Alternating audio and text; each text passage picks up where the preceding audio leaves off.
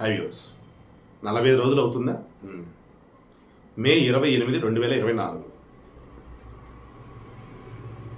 మన ఖమ్మం జిల్లాలో రఘునాథపాలెం నుంచి ఈ హరియా తండాకి వస్తున్నారనమాట. దెన్ మంచుకొండ అనే ప్రాంతం దగ్గర కుమారి 20 సంవత్సరాల వయసు, తర్వాత కృషిక 4 సంవత్సరాల వయసు, తర్వాత తనిష్క 3 సంవత్సరాల వయసు, ఇద్దరు పిల్లలు. వీళ్ళ ముగ్గురు కారులో చనిపోయి ఉన్నారు. కారులో డ్రైవ్ చేసినటువంటి డాక్టర్ ప్రవీణ్, ఇతనికి గాయాలై ఉన్నాయి, ప్రైవేట్ ఆసుపత్రిలో చేర్పించారు, అతను బతికాడు.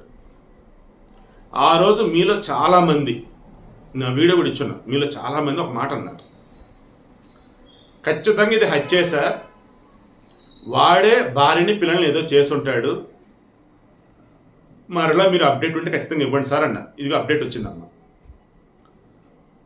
ఆ రోజు అందరికి అనుమానం వచ్చింది ఎక్కడ, మరీ ముఖ్యంగా కుమారి అండ్ వాళ్ళ పేరెంట్స్, కుమారి వాళ్ళ పేరెంట్స్కి అనుమానం వచ్చింది ఎక్కడంటే, యాక్సిడెంట్ జరిగింది, ప్రవీణ్కి గాయాలైన వాడు బతికాడు, పిల్లలకి మా కూతురు కుమారికి గాయాల్లో కానీ వాళ్ళు చనిపోయారు, ఏంటి అసలు ఇది? కంప్లైంట్ ఇచ్చారు. పోలీసులు వచ్చేసి ప్రమాదం అన్నట్టుగా, అనుమానాస్పద మృతి అన్నట్టుగా కేసు ఫైల్ చేశారు. ఎక్కడైతే ఆ కారు రోడ్డు పక్కన చెట్లు గుద్దుకొని ఉందో ఆడ మొత్తం చేస్తూ ఉంటే ఒక ఖాళీ సిరంజి దొరికింది. ఆ సిరంజి ఏంట్రా బాబని ఫోరెన్సిక్ ల్యాబ్కు పంపించారు.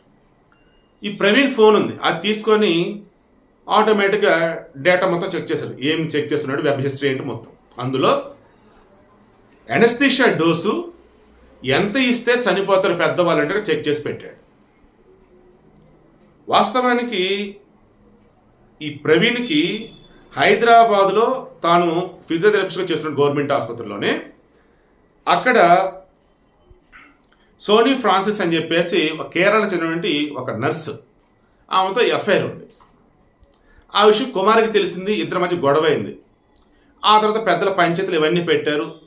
సరే, ఎవరి life all is nothing but Soni life సోనీదే, ప్రవీణ్దే, ఇంకా ఇద్దరు కూడా కలవరు అన్నట్టుగా అనుకున్నారు. ఇక కుమారి, ప్రవీణ్ వాళ్ళ పిల్లలు అంత హ్యాపీగా ఉన్నారని అనుకున్నారు. ఈ మూమెంట్లో మరలా ఇతని ప్రవర్తన తేడాగా ఉంటూ మొదలెట్టారు. కుమారికి ఇతనికి మరలా డిస్టర్బెన్స్. ఈ మూమెంట్లో కుమారికి కొంచెం హెల్త్ బాగాల.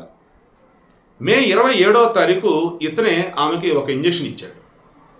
ఇక అప్పుడు ఆలోచించాడు, ఈ సోనీ అండ్ ఈ ప్రవీణ్ ఇద్దరు కలిపి ఆలోచించింది ఏంటంటే, ఎటు హెల్త్ బాగాలేదు, ఇంజెక్షన్ ఇస్తున్నాం కదా, ఎనస్థీషియా హెవీ డోస్ ఇచ్చేసే చనిపోయేది అని చెప్పినట్టుంది. పిల్లల్ని చంపని మరి సోనియా చెప్పిందో వీడు చంపాడో తెలియదు, కానీ పిల్లల్ని కూడా చంపేశాడు. ఎలా అంటే, రఘునాథపాలెం వాళ్ళ ఊరి నుంచి బయలుదేరాడు, హరియా తండ ఈ అమ్మాయిల ఊరికి తీసుకొస్తున్నాడు. దెన్ హెల్త్ బాగాలేదన్నావు కదా అన్నట్టుగా ముందుగానే ఇంకా ప్లాన్ చేసుకుని ఆమెకి ఈ ఇవ్వాల్సినటువంటి ఎనస్థీషియా డ్రగ్ ఏదైతే ఉందో చంపడం కోసం ఇవ్వాల్సింది వేరే డ్రగ్, హెల్త్ బాగాలేనప్పుడు. ఇతను వచ్చేసి ఎనస్థీషియా డ్రగ్ దాన్ని హెవీగా సిరంజిలో ఉంచి ఆమె బాడీకి ఇంజెక్ట్ చేశాడు. దెన్ ఇంకా చనిపోయింది డిసైడ్ చేసుకున్నాడు. ఆమెకి ఇంజెక్షన్ ఇస్తున్న పిల్లలు చూశారు. పిల్లలు అడ్డొస్తారనుకున్నారో, పిల్లలు ఇతను ఇరికిస్తారని అనుకున్నాడు, కానీ ఆ పిల్లల్ని ఏం చేశాడు, ముక్కు నోరు ఇంకా గాలి ఆడకుండా, అసలు వాడు మనిషినా అసలు ఏంటో నాకు అర్థం కావట్లా. సో ముక్కు నోరు మూసి ఆ పిల్లలిద్దరిని చంపేశాడు. పిల్లలు చనిపోయారు, భార్య చనిపోయింది. నెక్స్ట్ దీన్ని ప్రమాదంగా చిత్రీకరించాలి. ఆ హడావుడు ఏం చేశాడు, వీడు చిరంజీవిని కారులో వేసుకున్నాడు, ఎంటీ చిరంజీవి కదా అన్నట్టు. నేను గతంలో చాలా సందర్భాలు చెప్పా, వాడు ఎంత తెలివిగలవాడైనా చిన్న క్లూతో ఈజీగా దొరికేస్తాడు తప్పు చేస్తా అని చెప్పి. ఇదిగో ఇక్కడ వీడు కూడా అదే. దాని ఇంకా అంత వేళ వెళ్తూ ఈ మంచుకొండ అనే ప్రాంతానికి సంబంధించి అక్కడ రాగానే కారుని పక్కన గుద్దినట్టుగా చేసి వీడి గాయాలైన స్పృహలో అయినట్టుగా ఇది చేశాడు. మేము నిజంగా స్పృహ కూడా కోల్పోయి ఉండొచ్చు. ఇక చుట్టుపక్కల వాళ్ళు గమనించి ఆగమేఘాలు ఆసుపత్రికి తరలించారు. అప్పటికే కారులో ఉన్న ఆమె కుమారి, పిల్లలు చనిపోయారు, ఇతను గాయాలతో ఉన్నాడు. దెన్ ఒక ప్రైవేట్ ఆసుపత్రిలో జాయిన్ చేశారు. అతను వచ్చేసి అనుకోని ప్రమాదం నుండి అద్దనిదని అన్నాడు. బట్ కుమార్ వాళ్ళ పేరెంట్స్ ఇది హత్యే, మాకు డౌట్ ఉంది అన్నారు. కార్లో సర్చ్ చేస్తే నీడిల్ దొరికింది, సిరంజి దొరికింది, ఫోరెన్సిక్ ల్యాబ్ పంపించారు. ఇతను ఫోన్ తీసుకొని డేటా మొత్తం సర్చ్ చేస్తే ఎనస్థీషియా ఎక్కువ ఇస్తే ఎలా చనిపోతారు ఏంటని చూశాడు. అందులో వచ్చేసి ఆల్రెడీ మత్తు ఇంజక్షన్ అది. ఇంకేముంది, వాంటెడ్గా వీడే చంపేశాడు. విచారణ చేస్తే నిజం చెప్పి తేలింది. సోనీతో రిలేషన్ వల్ల భార్యని పిల్లల్ని వీడు చంపేశాడు. మనిషేనా అసలు వీడు? మళ్ళీ ఎక్కువ మాట్లాడితే నాకు తెలియకుండా వాళ్ళు బూతులు వస్తాయి. బూతులు మాట్లాడని చెప్పేసి అన్నాను కాబట్టి ఇంకొద్దు. నేను మరలా చెప్తా, ఒరే మీకు ఎంతమంది చెత్త రిలేషన్స్ ఉన్నా భార్య పిల్లల్ని జాగ్రత్తగా చూసుకోండి.